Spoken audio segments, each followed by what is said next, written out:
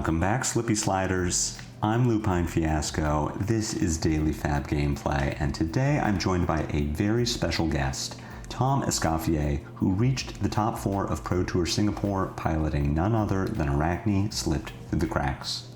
Tom and I will talk all things Singapore and Slippy, as well as give you more information about the extremely helpful, very useful Slippy guide that Tom wrote to capture his success and pass it on to you. The guide is available on Metafy. A link to it is in the video description below, and having bought and read it myself, I can personally vouch for its quality. Want to tighten and optimize your gameplay in real life? Use my affiliate link in the video description to buy your very own Codex journal, and be sure to use code LUPINE10, that's LUPINE10, at checkout to receive 10% off your order. Finally, Daily Fab Gameplay is brought to you in part by Hemel from The Bazaar. It's never been more affordable to play in the flesh and blood. Players have been buying the cards they need from Hemel for years. I started buying from him in 2023 and have never found a better deal. The Bazaar's prices are the lowest for singles, full sets, and class sets, including new releases. High Seas singles and more are available now and ship both internationally and domestically. Message Hemel on email, Blue Sky, Discord, or Twitter to see what he can do for you.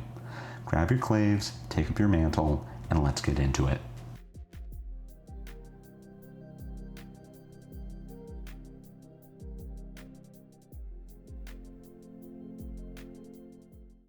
Yeah, no, thank you for agreeing to get on the call. I really appreciate it.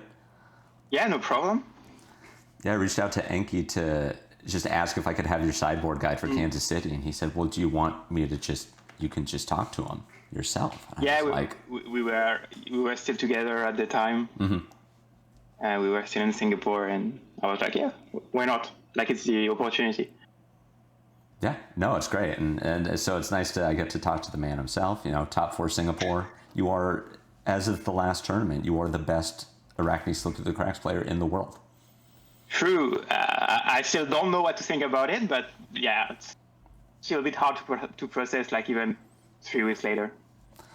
So I was going to have a whole intro, but we're, already talking and it's flowing well. So I'll just, we'll get into it, and you'll have some opportunity at the end to sort of plug anything you want to plug. But yeah, I mean, just carrying on the topic, like, we come to Singapore, we just had 4 weeks of nationals with a 5th week in between there of a calling. The meta is very solidly trending towards Slippy and Gravy are the 2 best decks, or at least the 2 most represented decks. Gravy's the best. Syndra has the best matchup into him.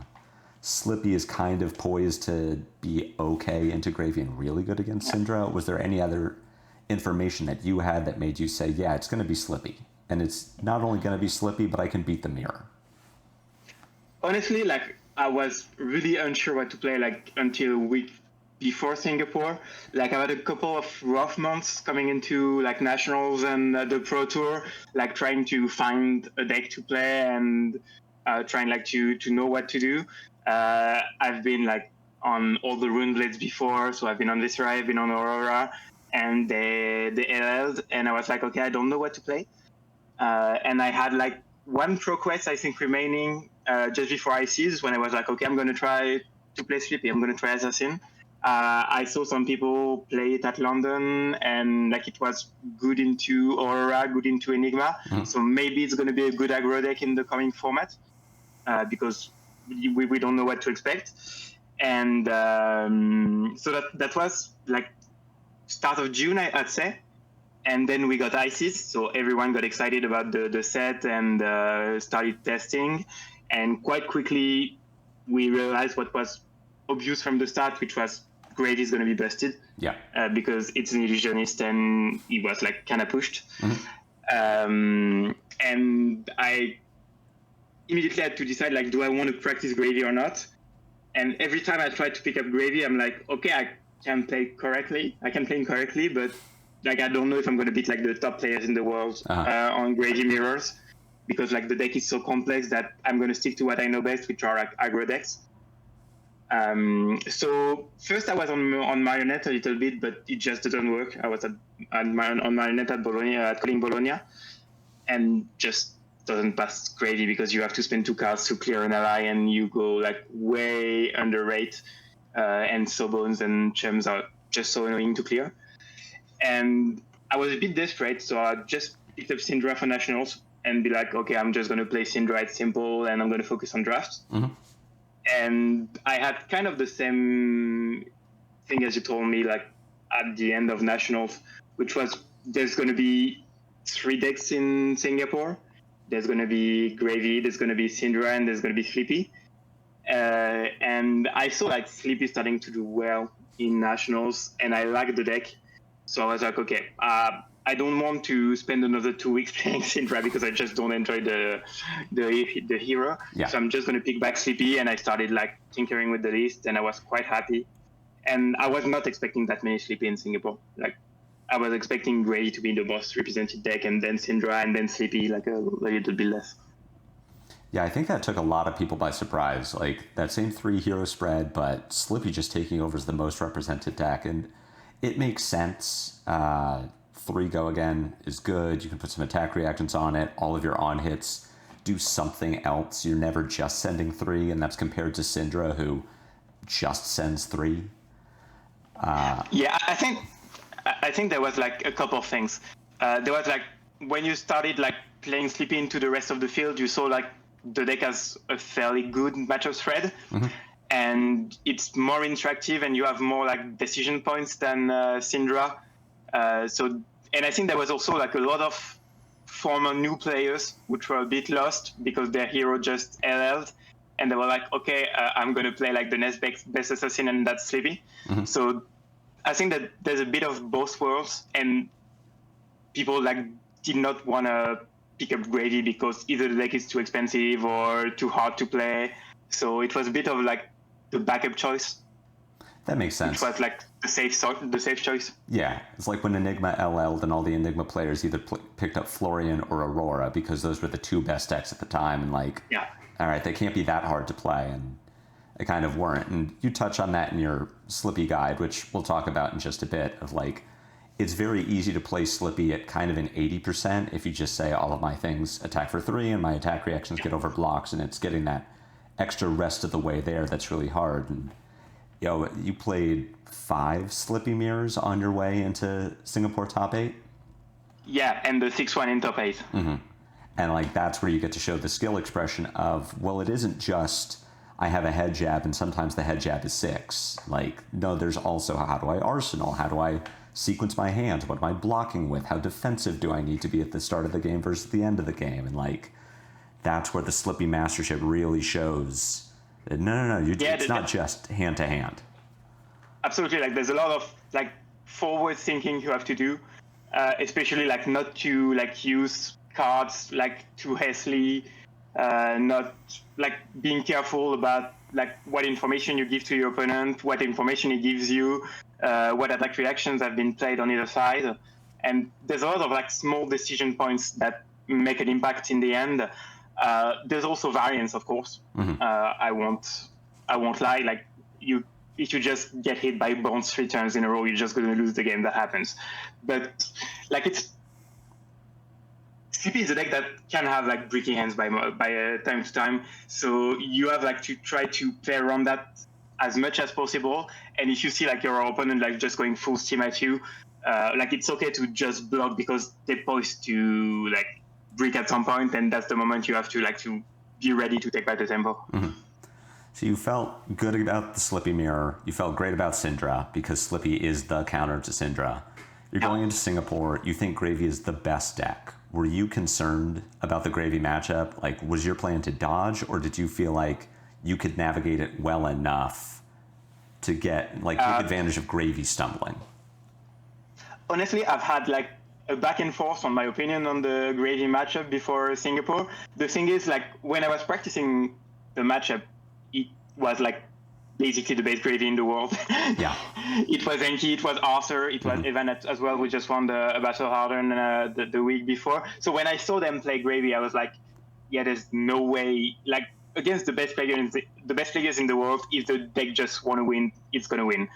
And I was like, I can try to like take advantage of the fact that players are gonna make mistakes on gravy, that's like inevitable. There's like too many decision points to plan for, and if you are not ready like for Arachne playing a certain way, like I was not really on a fatigue game plan against like a couple of days before Singapore, when like I just tried to board like the 6 defense reactions and like play much more defensive once I started losing tempo. The goal going into the game was still like, if I can try to raise them and if I can try like to put a lot of damage early, I need to anyway, even if I want to fatigue them. Yeah.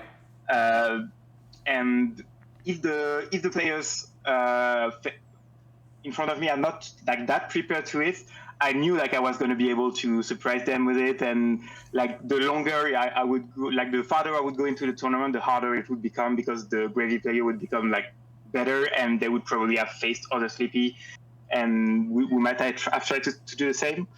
A comparison I have is what I basically had like the same idea in mind in Osaka last year, where I was playing Visrai, and like Dash.io was like stupidly powerful at the time because there was like the IO10 Cerebellum stuff. Yeah.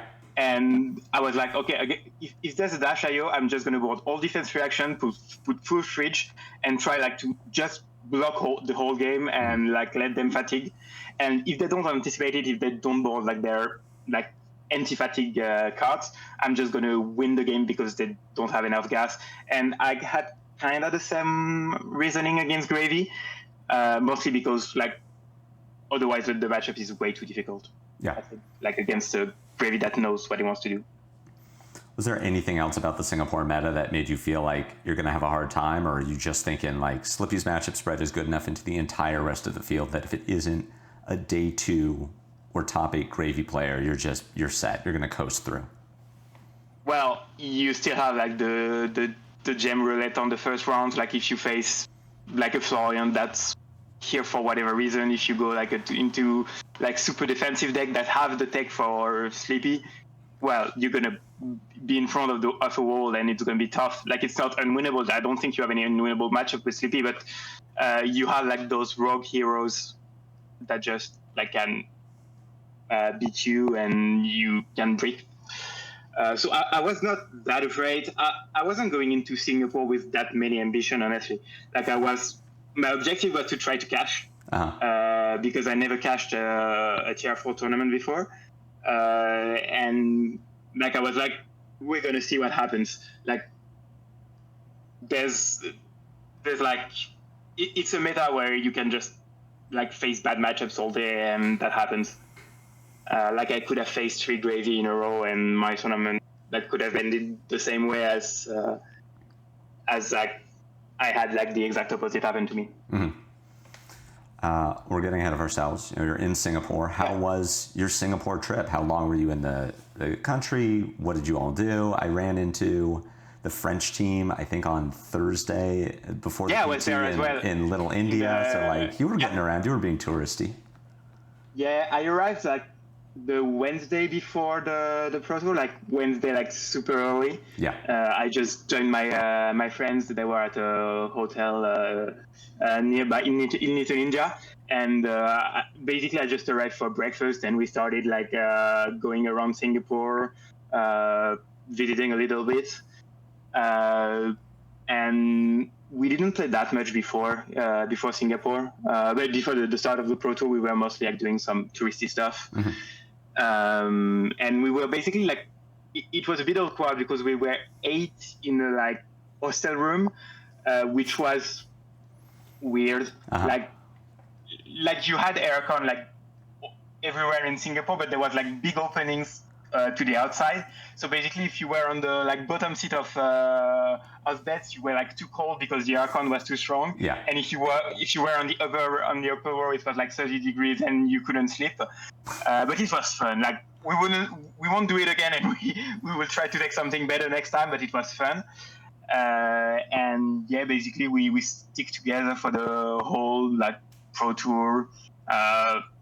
Well, you got to experience it as well, but I found the venue was really good. Mm-hmm. Like everything was like quiet. There was not too much noise. There was space. The aircon was a bit too cold. But apart from that, like, it was maybe the nicest venue I've been for a Slash event ever. Mm-hmm. I don't remember a venue that was. No, yeah, that was the best venue I've had. Yeah.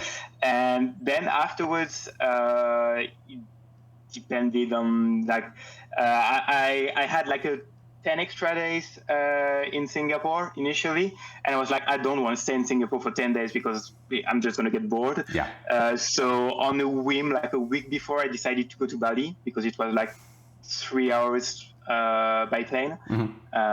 And I was probably never going to go there if that was not that time. And at the last moment, Arthur decided to join me. So we were like, it was us two in Bali, basically doing touristy stuff and chilling, enjoying the beach and surfing and going like visit temples and everything. It was really, really nice. And then, we came back to France. It was what, 2 weeks ago now? Almost. Sounds right. That's awesome. Yeah. Like, as always, like, it's always amazing to like travel for like big Flesh and Blood events. Yeah. And I just don't want to just like go in and go out because like I feel like it's a waste of time. It's a waste of opportunity more than time. Yeah, you're already out of the country, away from your home. Yeah, like you said, it's 3 hours to Bali. If you were going to fly from France to Bali, how long would that flight be? 15 hours, I think, or a bit more. I think Singapore is like 14 hours, and it's almost like a straight line. So, 16, 17 hours, I don't know. Yeah, if you have the opportunity, like, you have to take time off work, you need more money for the trip. But I went from Singapore and spent a week in Tokyo after, based on the same thing. Like, I'm already here. It's less expensive to fly to Tokyo and then back home than it would be to fly home and then to Tokyo and then home. Yeah. That decision's a little invalid now that we're going to Yokohama next year. You're going to get back to Tokyo next year. If I had known that, I would have maybe gone to Korea or somewhere else. But no, it was still fun to get out. So, like, cool for you, too, that you got to go to Bali, had fun.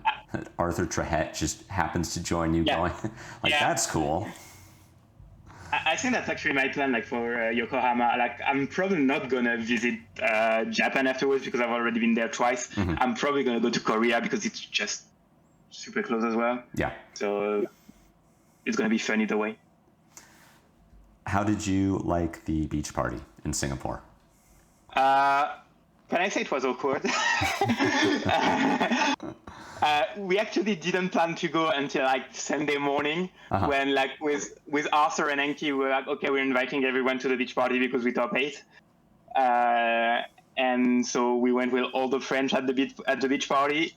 Like the location was okay. The food was okay when there was food because you had to know there was like a secret place for food at on the top floor because otherwise like, I arrived maybe like it was maybe a bit before 9 because I had like to make the video for SS and the deck tech, and there was like already like most of the food was gone, and I don't know, like I don't want to speak about what happened at the end.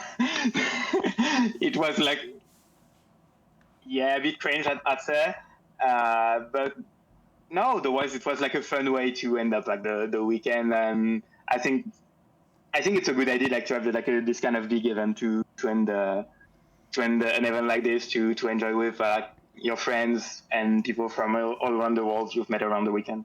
I agree. No, the beach party, I had a good time. I left at midnight, so if anything crazier happened after that, and I don't know about it. I think it was before. Okay. There were some crazy things that happened.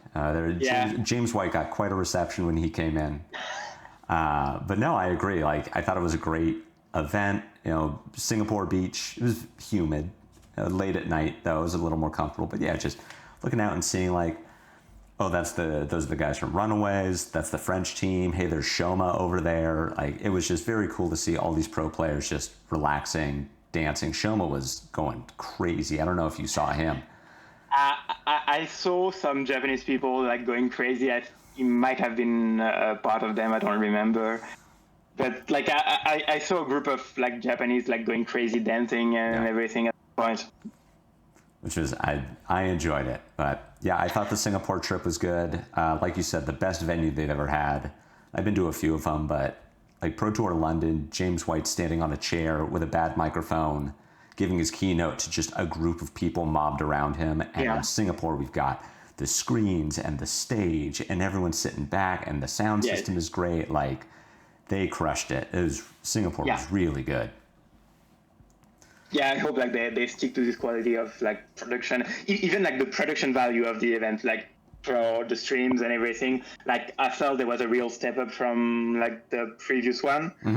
They had like their separate room for casting, and you had like this.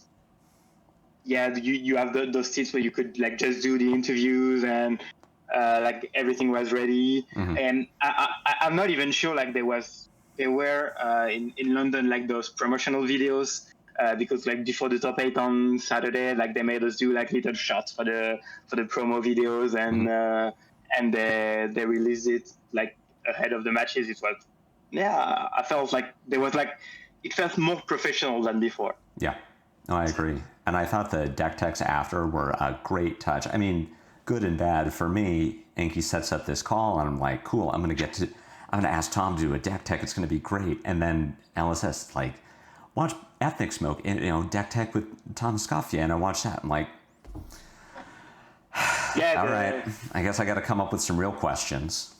I can't just have him recap this. But then, lucky for me, it turns out that you are... I'm still happy to talk about the deck and everything. Like, no, I was excited to talk about the deck in Singapore, and then I find out that you're writing an hour-long SLIPPY guide, how-to guide, full of everything about the equipment and the attack reactions and the attack action and everything. I'm like, okay, well, now we're going to talk about this. This is perfect. What great timing. I wanted to, and then I got a little bit delayed by the trip and everything.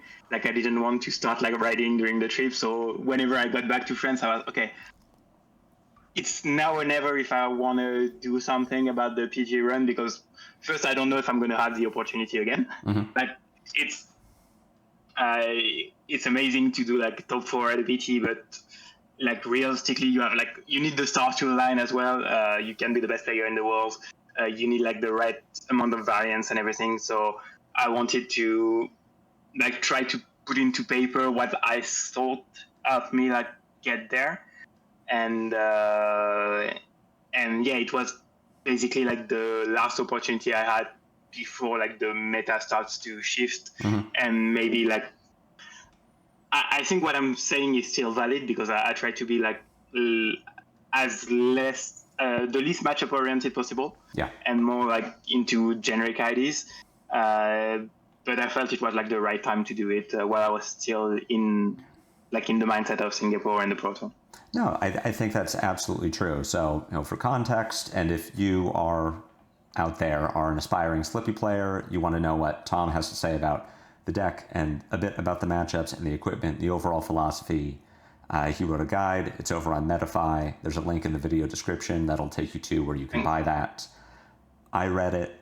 I think it's great. I think everything you said is true, where there is a bit about the matchup. So you wrote about Gravy, the Mirror, Syndra, just going into Singapore, and then a bit about the other fringe matchups like Dio, Prism, the Earth Heroes, that maybe is not going to be relevant when Super Slam comes out. I think post Mastery Pack Guardian still very relevant, because the only thing that has really changed is Gravy got a cool new tool that maybe says... Yeah, which is extra annoying for you. Like, basically it's a card that's not great when it's played, but like the threat of it is just like so powerful that you have to play around it. And I fear that if Gravy players start like playing it and playing like 2 to 3 copies of it in their deck, it's going to make the matchup even more difficult. I played a couple games against Enki's Gravy 2 days ago as part of he was giving me some coaching, and it wasn't as relevant as I thought it might be, but I also never got blown out with the like, and to end my turn, I will CNC your chum. And he said, actually, you won't. And now you lost the game. So never anything that bad. But yeah, to your point, so the guide is great, and I'll let you talk about it. But to your point, like, Double Trouble is always going to be a 0 for 5 if you have 2 reactions. It's not meta-reliant. Kiss of Death is always going to be the best card in the deck. So, yeah, tell us about this guide. Like, what was your idea when you were writing it? Who do you think it's meant for? Is it a tool for a newer player? Is it a tool for a veteran Slippy that just wants to get more information? I think it's more aimed at like either player that want to pick up Slippy and like know some Flesh and Blood and like know the general like concept of the game, of tempo, of value, of everything.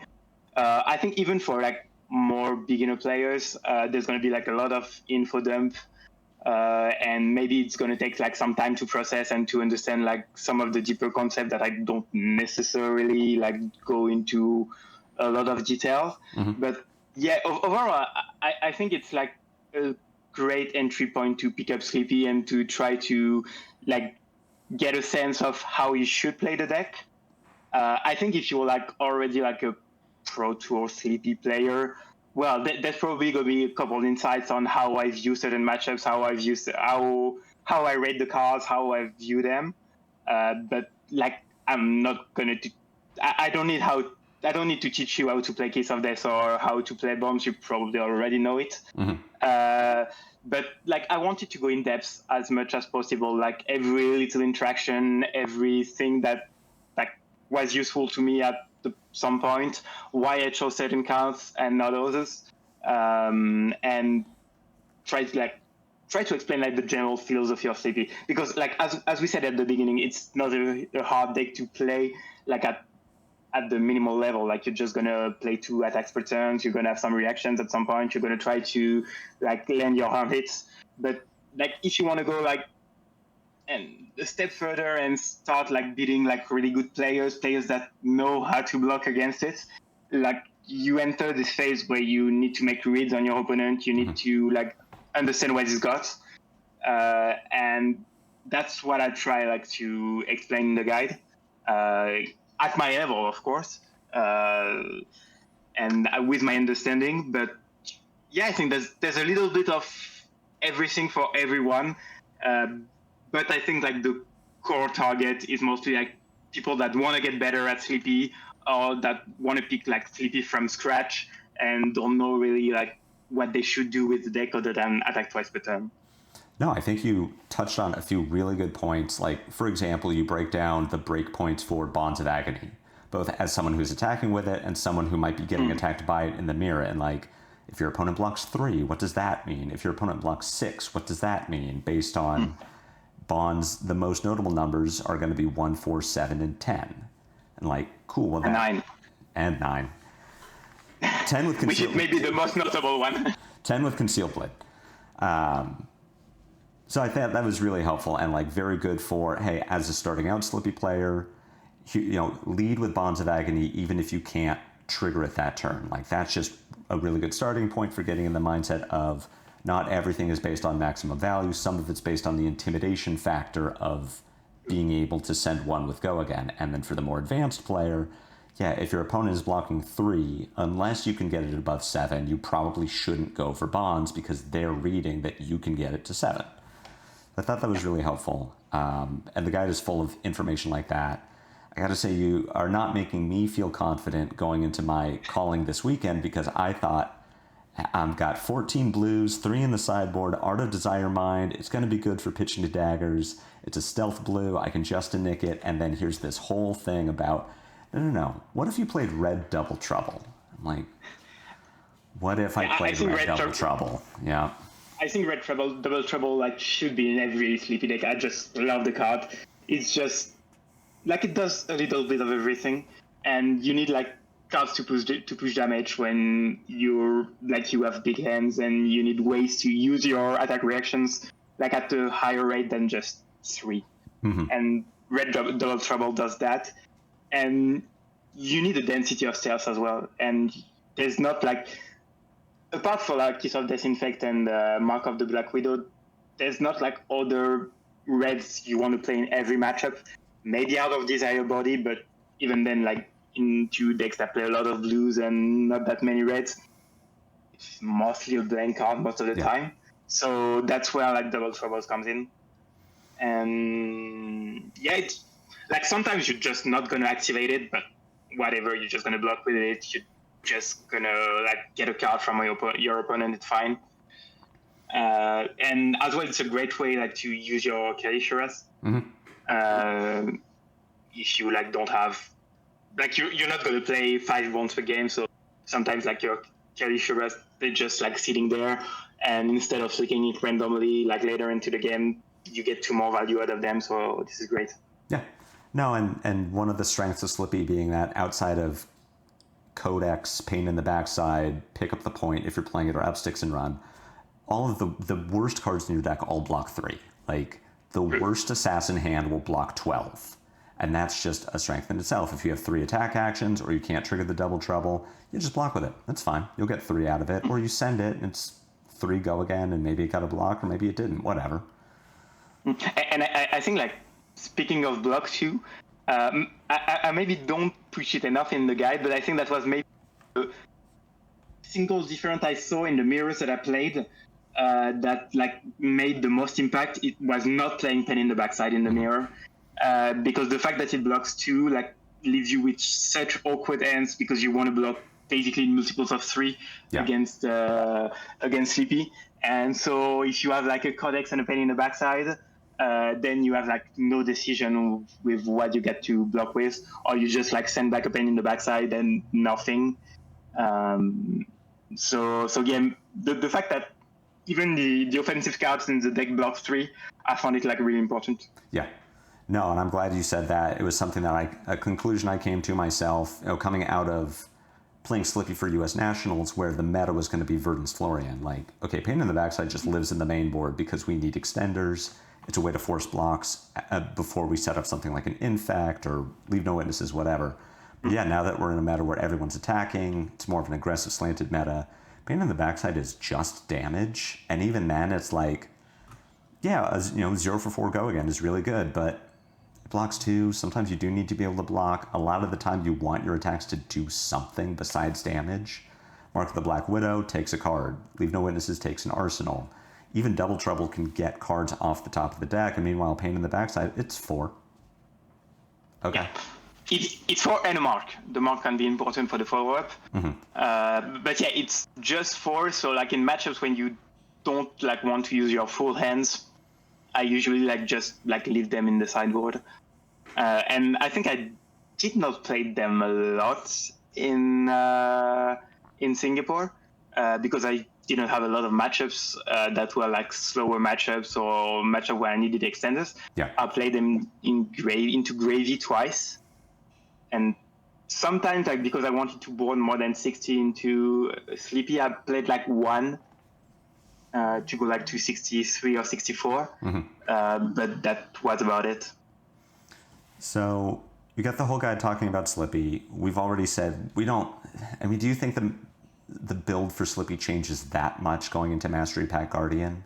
We have this weird thing where, yeah, Guardian in theory is better, and Slippy can have a hard time with the Guardian if they're playing reactions, but we still have the boogeyman of Gravy Bones saying, don't bring Guardian into a board state meta. Yeah, I think it's like the meta is not going to change that much with Mastery Pack Guardian.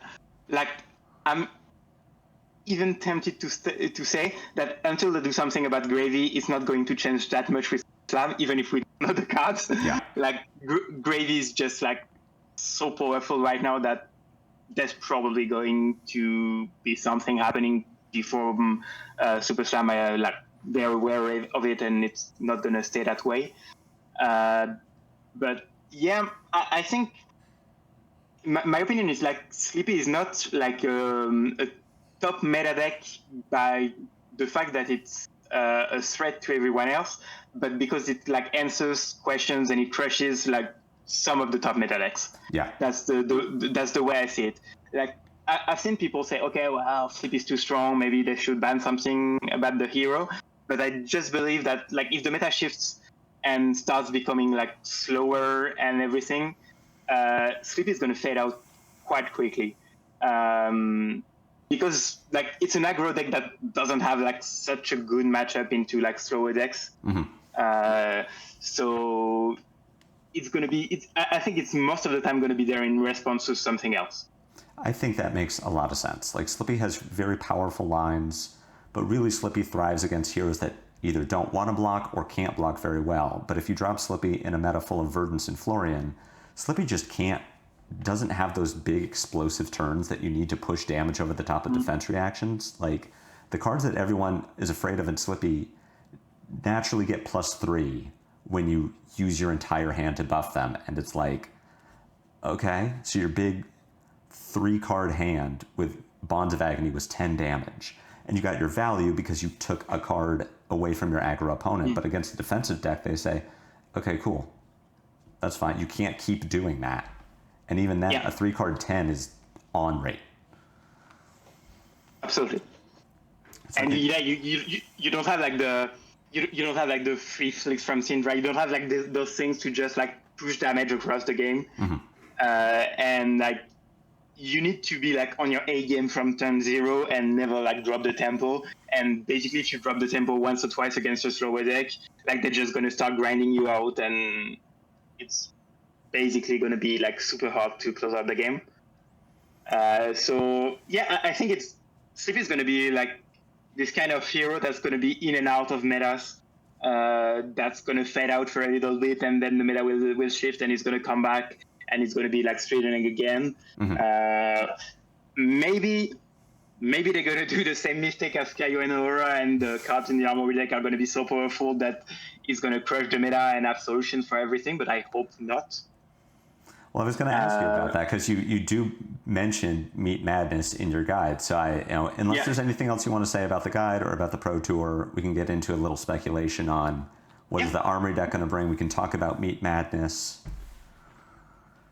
Well, it was kind of funny because like I finished like basically writing the guide on Friday or Saturday, and then I just woke up Saturday morning and there was like spoilers for there's an Armory deck Arachnid coming, and there's a new stealth.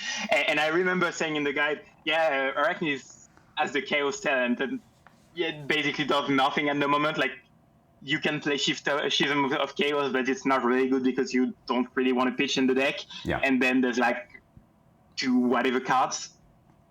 And then I wake up and there's a spoiler of a really good Chaos card coming. So I'm like, oh, maybe I should mention it now. I think the card is interesting. I think it's going to be played, or at least it's going to be like tested. Basically, what I like about the card is like, okay, it's random, but it forces the random on your opponent and not on you. Like, it forces your opponent to decide if they want to like roll the dice, basically. So there's no real downside. Like, you just send it and see how your opponent reacts, and then you see if you want to react accordingly. Like, of course, if your opponent doesn't have an arsenal, it's not a really amazing card, because most of the time it's not going to do much. Like, 2/3 of the time it's not going to do much. But apart from that, like, if your opponent has an arsenal, I think the card is really solid. Basically, it's the same as a prognosis. Like, you're also rolling a dice when you're like playing prognosis. You just don't see it. But the fact that you're banishing the top and banishing the card from the same color is almost like rolling a die. So yeah, I'm excited to test it. I think it's gonna be played. I don't know yet what it's gonna replace. I think there's a chance it's gonna replace in some proportions Mark of the Black Widow, because Mark of the Black Widow is great, but it's like really, really taxing in terms of like mark economy. So like not playing 3, I think might be the correct way to go. And when this card releases, and maybe we're just gonna stop playing it. Maybe there's gonna be like some new daggers in the Armory deck. I feel, if I had to make a speculation, that the Armory deck is not gonna play around Mark at all. Maybe I'm wrong, but I feel like they're gonna try to bring Slippy in a different direction than Marionette. I think you're right. Yeah, I agree with you. I think it could replace Mark of the Black Widow for the reason you're saying. Like, it lowers your reliance on Mark. If your opponent isn't marked, Mark of the Black Widow already has that sort of like, are you going to put me on an effect, where Meat Madness says 2/3 of the time, if they have an arsenal, 2/3 of the time, this is relevant. Mark of the Black Widow says, if you flick knives, this is relevant. And sometimes just the threat of I could flick is enough to get a card out of someone, and absolutely. 2/3 of the time, Meat Madness is going to get a card out of someone because it could be. You don't know. But I also agree with you that Armory deck Slippy is going to move away from Mark. My personal speculation, I don't know if they would do this, but my guess is that the gloves in the deck are going to have something to do with reducing the randomness of your effects, where it might be. Yeah, like that was. Yeah. That was what I was speculating as well. Maybe not on the gloves, maybe on maybe even daggers that on it can reduce the randomness. But I think it's going to be something to do with a couple more cards like Mid Madness that do some random effect, and then a way somewhere in the kit to reduce randomness or even fix it once or twice per game. Yeah. I think it would be an interesting direction. We will see, but yeah, I strongly people are gonna get excited, maybe they're gonna reprint Underslave in the armor deck, but I don't believe it. I think it's gonna move away from marking. I agree. I think an assassin is, if not the most expensive class to play, top 3. It is. And if they're saying we're moving away from mark, that saves people money on flick knives, 2 to 3 copies of Hunter's Clave. If they don't replace those, they will want to, or reprint those, they'll want to replace them. And we have, it'll be to see is that actually better than just staying on mark synergy. It might be, it might not be. I think it's going to be hard to move away from flick knives. And the equipment is just so powerful, and even if you move away from Mark of the Black Widow, you're still going to have to take up the mantle, and I really don't see a world that they would need to print something really powerful to get rid of Take Up the Mentor, because the card is sometimes your way back into the game. Or maybe we will end up playing one clave and one other weapon. I don't know. I'm excited. It's going to be interesting. And there's going to be Super Slam before. We're probably going to get an expansion threat as well, so maybe it's going to change things as well. Mm-hmm. Yeah, the expansion slots are going to be really fun to see. Is it 31 expansion slots? We've already seen a card for Riptide, which looks fine, and a card for Kasai, which looks insane. Which looks crazy powerful. I'm afraid of Kasai now. Yeah. I think it's going to be probably a top dog if the card does as much as it seems to do on paper. Mm-hmm. Yeah, that'll be interesting. It'll be interesting to see if Slippy maintains their position in the meta right now. Anything could happen. We're looking at Guardian and Brute getting fixes or getting buffs, but if we're looking at the current matchup spread, a lot would need to change to give either of those classes play into gravy. So at the moment, without knowing more about what Pleiades is going to do, or if either of the other classes are going to be okay, the expansion slot cards are going to change a lot. Yeah, I think I already said it, but the most important is what's LSS going to do about gravy, because they need to do something, and depending on the power level of the deck when bans have happened, it's also going to mean a lot for what's the meta going forward. Mm-hmm. Do you have any predictions? We've got a banned and suspended announcement coming September 1st. Do you think, if anything from gravy does get hit, what do you think gets hit? I think there's a couple of, not a couple, there's a lot of candidates, because basically all 60 cards in the deck are broken in their way. I think back at the breakline has to go. It's the interaction with Swell and Charlie Ices is not normal. But I don't think it's enough. It's just going to get 1 slot replaced in the deck and nothing going to change. Mm-hmm. I don't think you can ban Tipple without crippling the other 2 pirates, mostly Marlin, and it's the engine of the deck, so you could try to restrict it, but I believe it might be too much. My money's on Swell. Belittle is banned. I don't see a reason why Swell should exist in a deck that basically can see stop deck all time. Yeah. All of the time. I think Swell could be a good option. But even at the beginning of the high seas meta, decks were not playing Swell, and they were already good. But maybe it can be enough to bring them a little more in line. I don't know. I think it's hard to balance gravy. It's gonna be a tough task to make the deck fair without destroying it completely. Yeah, I'm curious to see what they're going to do. Swell is my top candidate too. Just ban all 9 copies of it. Not that Gravies are playing the yellows, but ban all 9 copies. I could see them trying to do a restriction and saying like only red tipple can be played, and it messes with the other 2 pirates. It's still really good in Gravy, but they lose the blue. They lose the consistency of gold generation. I don't think a restriction really works. It'd be weird for them to say it's only 1 chum. Just because, that's another option, but like, I don't know. I think it would be weird. Gravy has Call to the Grave. Gravy sifts through the deck so quickly that even if it's a 1-of copy, he's going to see it at some point in the game.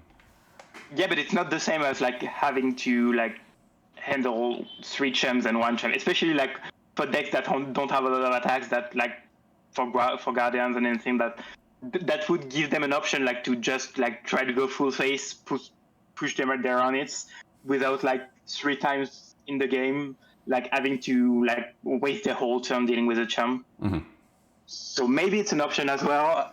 I don't know like if they want to it like basically the big card in the deck. But yeah, it's an option. I mean, that's it for the question I had for you. Yeah, it's looking back, looking at the present, looking forward. What's next for you? What tournaments are you going to the rest of this year? What classes are you looking at playing if Slippy falls out of the meta? For what tournaments? Well, at the moment, I'm a bit on. I have to wait basically for the cut for Worlds because I need to sit my L if I want to get my qualification. Uh-huh. I didn't get it at Nationals this year, so I'm a bit restricted on going to callings. I'm not going to Copenhagen in 2 weeks, but probably going to go to Hamburg at the beginning of October. Then obviously Philadelphia for Worlds and like doing like local tournaments. The good thing in Paris is that you have tournaments all the time, so you can play like every night of the week if you want to. Nice.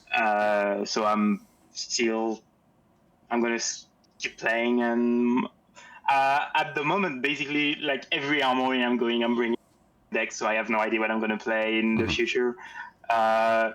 I know that once like the big events starts coming and Super Slam releases and we have a good idea of the meta, I'm probably going to pick up like the best aggressive deck for Worlds, or like I know what I can play and what I like to play, and I'll just find like the deck that suits me best in these categories and like try hard for Worlds.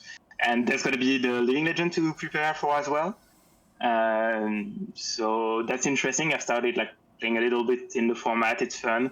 It's a bit degenerate by moment, like even more than a bit. And I'm a bit wondering as well if they're going to do like some bans as well for the Legend in the next BNR to like prepare for the World's meta, or if they're going to leave things as they are.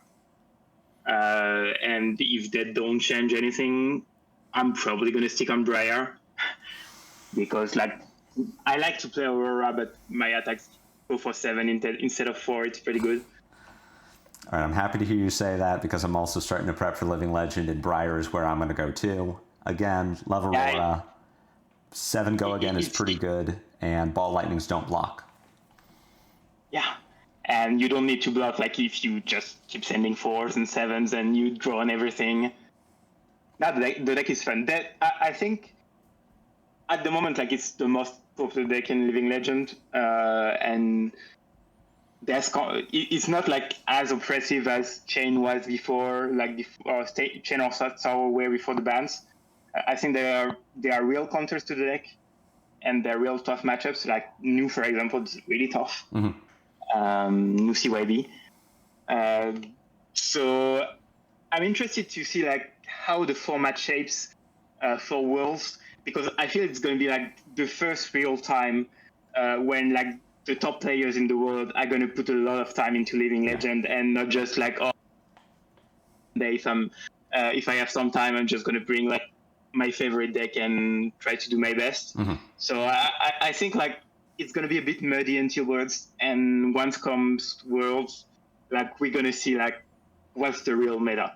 and what's the top decks. And it's also going to be interesting, like, to figure out and to try to test and to try to break the format, because I think there's like stuff that hasn't been discovered yet that's like super powerful and super degenerate. We just didn't have like the reason to like try to find it. Yeah, you don't have to give away any team secrets if you have the secret I don't have. Well, I'm just curious how you're all testing. You know, CC, especially going into Singapore, we had a lot of information from nationals about what was going to be good and what were the top picks going to be, and what would you, if you're going to bring something that isn't the top deck, what top deck do you have to beat? But we're going into Living Legend as a real format for both Worlds and the Calling. If you're going to Philadelphia, you're going to need to play LL. So how are you all testing for what is essentially an unknown meta? Not even like, there was a new set, now we don't know what the good cards are going to be, but like, we have never had to care about this format. How are you testing for that? I think at the moment, like, because we're still like far from Worlds, it's still 3 months away, we're mostly like experimenting, like playing stuff we want to try and trying like to find builds that look interesting and everything. And the more like Worlds approaches, the more we're maybe gonna try to do something more coordinated. Like at the moment, we're just like discovering the format a little bit, like playing decks, trying to see how they feel and how they could be improved. And then, yeah, maybe like a month and a half before Worlds or something like that, we're maybe gonna try like to start and do like maybe like some focus groups on certain decks and try to like break some heroes. That worked really well for London. We did it less for Singapore because like basically everyone was on different decks in our team of people that went to Singapore. So we mostly like worked, like faced each other and tried to give advice, but we didn't have like a focus on one hero. Whereas for London, we were like 5 or 6 all working on Aurora, and I felt like coming into the tournament, we had like a really, really solid list. We didn't convert that well, but that was not because of CC. And like sometimes that happened. And but even like looking at the decks, the deck list from London, even afterwards, like we felt we had like the best Aurora deck list, and we felt like it was like really interesting to put a lot of thought into every single card, every single slot. And we're probably going to try to do the same for our Living Legend, especially there's a lot of us like going into Briar, which is probably going to happen if nothing changes. So yeah, I think it's going to be like a cool experience. Like it's going to be different from like learning like a limited set and learning to draft a set, like having to play Living Legend. And we still don't exactly know if it's just CC and LL. It seems like it, but maybe there's going to be draft. I hope not, because 3 formats may be a bit too much for a tournament to prepare. But it's also weird that there's no limited at Worlds. Like, I'm not sure I like it. I thought the same thing. I mean, if there's no limited at Worlds and there's no limited for Super Slam, I guess there could be a one-off calling, but besides the world premiere, there would not be any events that would use Super Slam as a draft format, which is just strange to me. Yeah, I don't know. Like, either it's because they really want to push the Living Legend format, which I think is a real thing. Like I remember like LSS saying a lot of times like they want Living Legend to be a real format and a competitive format. So I think this is their way of saying, okay, from now on, Living Legend is going to be like in tier 4 events and it's going to be important and you're going to have to practice it. Or maybe they're not like that satisfied of the Super Slam limited format. I don't know. It seems interesting because like they've clearly said there's no weapons in the set. So I think there's like a real like proposition in the limited format. So that's why I'm even more surprised that they don't want to have big events in it. So yeah, it's going to probably become clear once like the set release approaches and we have the detail for Worlds as well. Yeah, we'll definitely know after World Premiere Montreal, people have their impressions of the limited part of the set. I thought maybe it's just because it's a 2-class format, they don't think that's going to translate very well into competitive draft, but then we look over at Rosetta, which was also a 2-class format, and I think Rosetta is probably, I mean, for me personally, it's in my top 3, and I think a lot of people have Rosetta in their top formats of all time, so I don't know. I did not like that much the Rosetta draft form.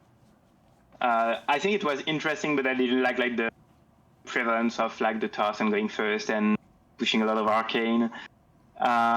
Maybe it was before because like I had less experience in limited and I was like less sharp on the set. I think ICs was by far my favorite like limited format I've played in Flesh and Blood.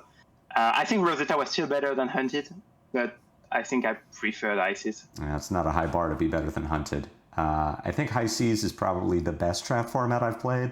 But for whatever reason, I was just really good at forcing Florian. And having, coming from an aggro background, I don't know, it just really clicked with me like, yeah, this is how you fatigue a person. I can do that every game for my entire experience in this format. I don't know, I enjoyed it. But, thank you for being here. Thank you for talking with me. It was a pleasure. Yeah, it was great talking to you. I learned a lot about Slippy reading your guide and even more talking to you now. So I feel great for Kansas City. I'd like to... I hope you're going to do well. Thank you. I hope it's going to help you. I hope that too. Please, if there's anything you want to plug, shill for anything, be my guest. Well, as you said, like I'm going to do my own promotion. If you're interested in get in, and then probably a quick shout out to like all the French community and the people I play with. Like I felt Singapore like was even better because like we were there as a group and we were performing as a group. Like it's one thing to like be like top of the rounds or whatever, or going to top 8, but when you get to share this with friends, and this is like even better. Like I remember like on the Sunday at Singapore, I was more stressed watching like Enki play and watching Arthur play than for my own games. And so shout out to them, that they were amazing as well, and I hope I hope we're going to keep winning events, and we're going to keep to prove people that the French are here to stay in Flesh and Blood. And I really like the fact that basically we're playing as a country. Like there's no like everybody's playing together, and we're like all trying to up ourselves. And like even like no further than yesterday, like we had a French friend Etienne that won a battle hardened. So we're gonna keep doing this, and it's gonna be amazing. So thanks to them. Yeah, that's great. I hope to see more from you personally, from the French team, the French delegation. Yeah, I mean, you had an incredible representation in Singapore top 8, so I don't expect you to let off anytime soon. We're going to try. All right. Well, thank you for being here. Thank you for talking with me. I really appreciate it. Again. Yeah, thank you for the invite. Of course, if you watching want to get into Slippy, or you've been playing Slippy and you want to get, go more in depth, learn more about it, the link to the guide on Metafy is in the video description. Tom did a great job writing it. I can personally recommend it. So go after it. And until the next time I see you on Daily Fab Gameplay, take care.